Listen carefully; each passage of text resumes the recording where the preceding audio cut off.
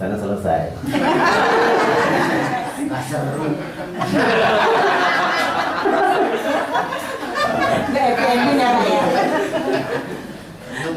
Sebenarnya nanti pas Natal bikin drama lagi.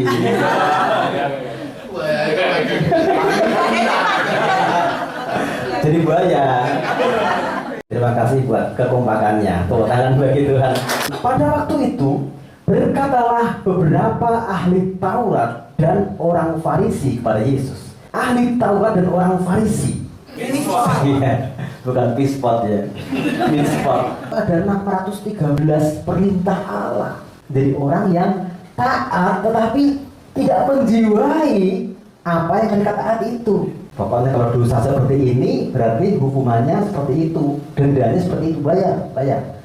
Pokoknya kalau hari Sabat itu harus ibadah, nggak boleh ngapa-ngapain, udah selesai. Nah, Yesus hadir sebagai sesuatu yang aneh untuk mereka ini. Bagaimana nih? Hari Sabat kok menyembuhkan orang, kok memetik gandum, sehingga ada suatu kontradiksi. Tapi sebenarnya ahli Taurat nggak semuanya jahat. Paulus, dan dia adalah ahli Taurat sebelumnya. Berarti dalam kelompok ini ada juga orang-orang yang sungguh-sungguh ingin ketemu kebenaran sebenarnya.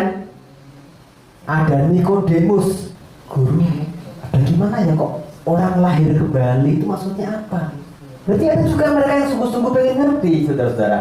Jadi kalau kita bicara mengenai ahli Taurat, orang Farisi ini kita mengkritisi sikap mereka. Mereka berkata, guru, kami ingin melihat suatu tanda daripadamu. Ini bisa berarti orang cuma mencoba Yesus, bisa juga ingin ngerti bener gak sih kamu Mesias, karena kamu aneh sih, aku ingin tanda lagi. Tetapi jawabnya kepada mereka, angkatan yang jahat dan tidak setia ini pengen minta tanda. Jahat dan tidak setia menghalangi mereka untuk bisa melihat Tuhan, untuk bisa melihat kuasa Tuhan, tanda dari Tuhan. Jahat itu seperti apa ya? Ada sebuah cerita anak-anak ini udah pernah juga ya. Ada kerbau dan buaya yang jahat. Suatu saat kerbau sedang mencari rumput. Gimana? Kerbau gimana bunyinya? Kerbau gimana? Seneng ya. Ada buaya yang ketiban batang pohon besar. Dia nggak bisa keluar. Dia minta kerbaunya melihat, kemudian Tuan kerbau, tolong saya Tuan kerbau. Kerbaunya kan tahu dia jahat. Kamu kan jahat. Nanti kalau aku tolongin kamu gigit aku. Enggak, aku nggak jahat. Tolong aku Tuan buaya. Tuan kerbau. Tidur lagi ya. Tuan kerbau. Tuan kerbau. Akhirnya ditolongin, dibukain. Kakinya diambil, dia bisa bebas. Setelah bebas dia langsung gigit kerbau itu. Loh, katanya kamu nggak gigit, kok gigit? Itu tadi aku pura-pura. Tadi aku hanya melatih nahan beban tadi. Kamu sih nolong aku, ada gitu. Ini jahat seperti itu. Sudah ditolong, malah gigit. Pernah ngalamin seperti itu? Pernah nggak? Pernah nggak? Kita nolong orang, ya kan? Atau pernah kita gigit? Kalau dalam bahasa Jawa istilah itu ditulung malah mentung, ditolong malah kita bisa kasih kerjaan, malah dia nyerang kita. Ditolong kasih tempat malah dia malah jadi nyaingin kita. Namanya ditulung malah mentung. Ada juga kelihatannya nulung ternyata mentung. Ada juga kelihatannya nolong tapi ternyata malah makan kita. Kamu mau ke Medan, yuk bareng aku yuk. Kelihatannya kayak mau ngantar, ternyata di jalan boros banget, dia minta sate, minta ini. Itu berarti kan dia kelihatannya nolong tapi gitu kan. Ada yang butuh uang, ditolong. Kamu butuh uang berapa? Ditolong. Setelah hutangnya banyak, baru tanahnya diincar. Berarti tanah buat bayar ya. Itu banyak seperti itu. Itu namanya orang jahat seperti itu. Orang jahat seperti itu hatinya buruk sehingga dia sulit untuk menerima kebenaran, tidak bisa melihat tanda. Tapi kita semua baik-baik kok. Amin. Kembali ke kerbau tadi, kalau di kisah itu kan ada kancil yang bijaksana kan. Terus kancil gimana nih? Kok ada kayak gini? Buaya membela diri, tadi aku hanya latihan saja, salahnya dia nolong, makanya saya gigit. Terus kancil bijaksana katanya, udah gini aja kalau gitu Kerbau, kalau memang dia latihan ya nggak apa-apa lah, kembalikan aja batang itu ke buaya itu kan dia latihan. Gimana buaya? Iya nggak apa-apa lah. Dia akhirnya malu kan, akhirnya ditaruh lagi batang itu, dia ketidian lagi. Sudah, ceritanya selesai. Seru.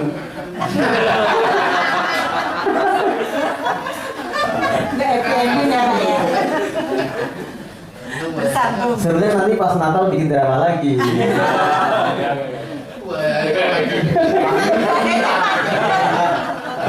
Jadi buaya. Contoh-contoh tindakan yang menunjukkan bahwa seseorang itu jahat. Misalnya contohnya penipuan, terlihat baik padahal jahat. Banyak investasi yang menipu. Misalnya kalau kamu nabung di sini 10 juta sebulan, tak kasih bunga 1 juta. Kan era kan, enak ya, berarti kalau mobilku tak jual 100 juta berarti dapat 10 juta. Dijual, titip lagi. Masih dikasih juga, kasih bunga juga. Mantap juga ini ya. Kalau rumahku tak jual 1 miliar berarti dapat 100 juta ya. Mantap juga ya. Kali sekian banyak rumah orang dijual semua dikasihkan, baru dia lari. Itu sampai sekarang banyak kayak gitu. Itu namanya orang jahat. Orang yang hatinya jahat seperti itu sulit menerima kebenaran. Banyak juga penipuan yang lain ya, misalnya pura-pura kenal gitu. Halo, siapa nih Pak? Dia bilang ini, masa gak kenal saya sih? Masa lupa dengan saya? Gitu kan? Kita mau sebut nama siapa sih dia pasti ngaku. Oh iya. Kira Mas Edi ya? Iya Mas Edi, aku Mas Edi. Mas Edi yang di mana? Tinggal di mana Mas Edi? Masa lupa dengan saya sih, tinggal di mana? Gitu. Tinggal di Bonjero ya? Iya Bonjero, iya benar. Tinggal iya. Baru kita siap. Loh, Mas Edi itu udah meninggal tabrak kereta. Itu dulu. Hari ketiga saya balik lagi. Waduh. Jadi inilah orang-orang yang jahat, hatinya jahat, tega sama orang. Pencurian, perampokan, ini orang-orang jahat semua. Jahat. Jahat. Tapi ada juga kadang-kadang kita seolah-olah terlihat jahat padahal kita nggak jahat, bisa juga. Misalnya guru, dia marahin murid itu nggak jahat, dia sedang mendidik. Atau orang salah kita sedang menegur dia, itu nggak jahat. Hati kita bukan jahat, tapi jahat itu ada. Hati kita tuh penuh dengan kejahatan, nggak baik bagi orang lain. Orang-orang seperti ini akan terhalang matanya, terhalang hatinya melihat sesuatu yang benar, sudah dibutakan. Orang jahat akan selalu minta tanda bahwa kita baik. Kalau kamu murah hati coba traktir saya. Begitu dikasih traktir nanti minta tanda lagi. Itu mirip-mirip dengan orang ini. Orang jahat suka minta tanda bahwa kita baik. Tetapi kalau orang baik akan selalu ingat tanda yang pernah kita lakukan yang menunjukkan bahwa kita orang baik. Sudah percaya. Meskipun saudara-saudara belum pernah dikirimi daun singkong oleh Bu Juwita, begitu saya cerita, saudara percaya dia orang baik. Berarti saya juga dong Bu, saya juga berarti minta tanda kan. Orang jahat itu suka minta tanda. Orang baik itu dikasih perbuatan baik sekali, itu ingat terus. Saya selalu ingat bahwa yang membuatkan sumur rumah saya itu Pak Esna. Sampai saya mati saya akan ingat. Sumur di Bodo itu jelek, airnya jelek. Sampai adik saya ngasih mama sini buat sumur. Saya akan ingat yang memberikan air panas dingin di kamar saya itu adalah ponakan saya. Ingat terus, orang baik akan ingat semua kebaikan, termasuk ini juga. Kemudian orang yang baik.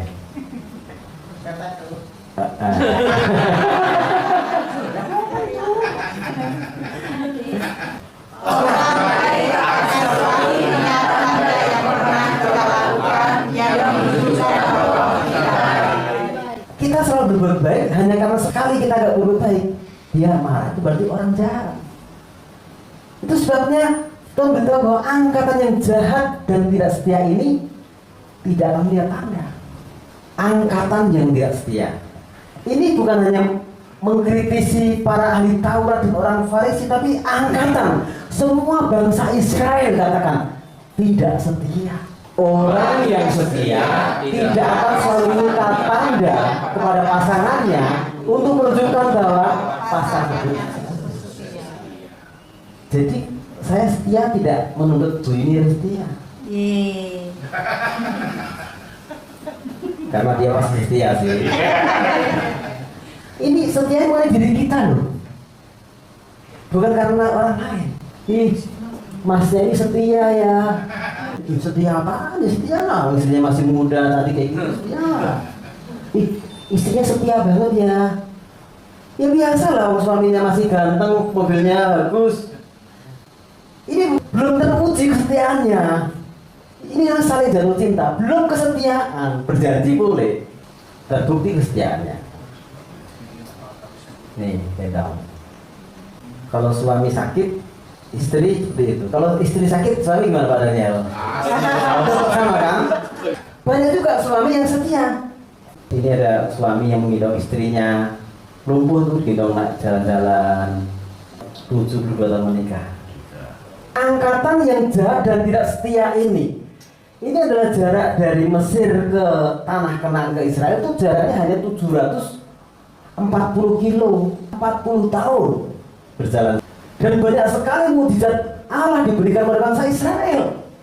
Diberi pertolongan, tapi begitu diberi pertolongan, setelah beberapa waktu mereka lupa, minta tanda lagi. Tetapi kepada mereka tidak akan diberikan tanda selain tanda Nabi Yunus. Mau diberi tugas ke Niniwe, tapi dia nggak mau. Dia memberontak, akhirnya dimakan ikan selama 3 hari 3 malam. Terus dimuntahkan. Akhirnya dia mengerjakan tugasnya. Ini mukjizat loh, karena nggak mungkin lah manusia dimakan ikan masih bisa hidup. Mereka percaya. Orang Israel percaya itu terjadi, berarti mereka harus percaya ada mukjizat.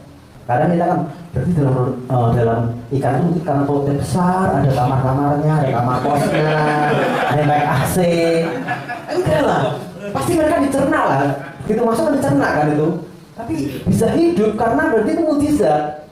Itu tanda bahwa Allah bisa membuat mukjizat. Sebab seperti Yunus tinggal di dalam perut ikan 3 hari 3 malam, demikian juga anak manusia akan tinggal di dalam rahim bumi 3 hari 3 malam. Ini persamaannya. Pada waktu penghakiman, orang-orang Niniwe akan bangkit bersama angkatan ini dan menghukumnya juga. Sebab orang-orang Niniwe bertobat setelah mendengar perkataan Yunus, dan sesungguhnya yang ada di sini lebih daripada Yunus. Jadi memang ada persamaan antara Yunus dan Tuhan Yesus, sama-sama 3 hari. Tetapi di ayat ini menunjukkan ada perbedaan antara Yesus dan Yunus. Orang-orang Niniwe bertobat karena Yunus memberitahu kepada mereka suatu berita. Orang-orang Israel waktu itu mereka tidak bertobat meskipun Yesus yang hadir di situ. Yunus itu orang biasa, dia berdosa, dia pernah juga memberontak mau ke Niniwe. Yesus dia adalah Roh Allah sendiri. Yunus tidak pernah buat mukjizat. Yunus hanya sebentar. Yesus 3,5 tahun buat mukjizat, mengajar, menyembuhkan, menunjukkan kuasa, ajarannya luar biasa. Yunus itu orang asing bagi orang Niniwe. Yesus bangsa Israel sendiri. Tetapi Niniwe bertobat sedangkan kalian tidak bertobat. Mulailah Yunus masuk ke dalam kota itu sehari perjalanan. Dia masuk ke kota, berjalan 1 hari jauhnya, lalu berseru 40 hari lagi maka Niniwe akan ditunggang balikkan. Yunus itu hanya mengancam, tidak memberi solusi, hanya mengancam nanti kota akan dihancurkan, itu aja. Tapi Yesus memberitahu kalian berdosa, bertobatlah, ikut aku masuk ke surga. Orang Niniwe percaya kepada Allah, Lalu mereka mengumumkan puasa mereka, baik orang dewasa maupun anak-anak mengenakan kain baru. Setelah sampai kabar itu kepada raja kota Niniwe, turunlah ia dari singgasananya, ditanggalkannya jubahnya, diselubungkannya kain kabun, lalu duduklah ia di abu. Siapa tahu mungkin Allah akan berbalik dan menyesal setelah berpaling dari murkanya yang menyala itu, sehingga kita tidak binasa. Mungkin Allah akan berbalik, hanya mungkin loh. Ayo kita bertobat, mudah-mudahan Tuhan mengampuni kita. Yesus memberikan suatu kepastian, kalian berdosa, berbaliklah kepada Allah, jadilah manusia baru, akulah jalan kebenaran dan hidup. Bukan hanya memberitahu hal-hal yang mengerikan, tapi Yesus memberikan solusi. Dari perikop ini kita bersyukur bahwa kita, yang pertama, orang yang jahat dan tidak setia tidak akan melihat tanda. Kita bersyukur karena kita adalah orang-orang yang baik dan setia, sehingga kita bisa menerima tanda itu dan percaya akan karya Allah dan Yesus Kristus. Mari kita tingkatkan kebaikan kita dan kesetiaan kita kepada Tuhan, kepada kebaikan, supaya kita bisa melihat tanda-tanda yang semakin nyata bahwa Allah itu ada, Dia nyata, Dia terus berkarya sampai saat ini, menolong saudara-saudara, memberikan kekuatan setiap saat, memberikan solusi, memberikan suatu hikmat untuk bisa bersikap dengan benar menghadapi setiap masalah-masalah yang kita hadapi. Yang kedua, Yesus bukan hanya menakut-nakuti bahwa kalian semua kalau nggak percaya padaku akan masuk neraka, tapi Dia memberikan solusi, tapi kalau ikut aku ini jalan dan kebenaran dan hidup. Tidak ada seorang pun sampai kepada Bapa kalau tidak melalui aku. Dan juga Yesus lebih daripada Salomo, karena Yesus bukan hanya punya hikmat, tapi Dia juga punya kasih, Dia juga hadir di kita, Dia menolong kita. Hidup ini tidak mudah, kadang-kadang sangat rumit. Sangat rumit. Setiap saat kita perlu dekat dengan Tuhan dan Roh Kudus, sehingga akhirnya kita ketemu kebenaran itu. Kalau kita hati kita baik dan kita menjadi orang yang setia dan kebenaran itu, Dia akan menuntun kita sehingga hari demi hari kita semakin mengasihi Tuhan. Bahwa pada akhirnya kita bisa bertemu dengan Tuhan, muka dengan muka. Tuhan, inilah aku, dengan segala kesalahanku, dengan segala kekuranganku, Tuhan, aku mengasihi Engkau, dan imanku kepadamu dari hari ke hari semakin kuat, karena kita punya hati yang baik dan kita setia kepada kebenaran. Kiranya renungan ini bisa menjadi berkat bagi kita semua dan berkati buat bagi Tuhan.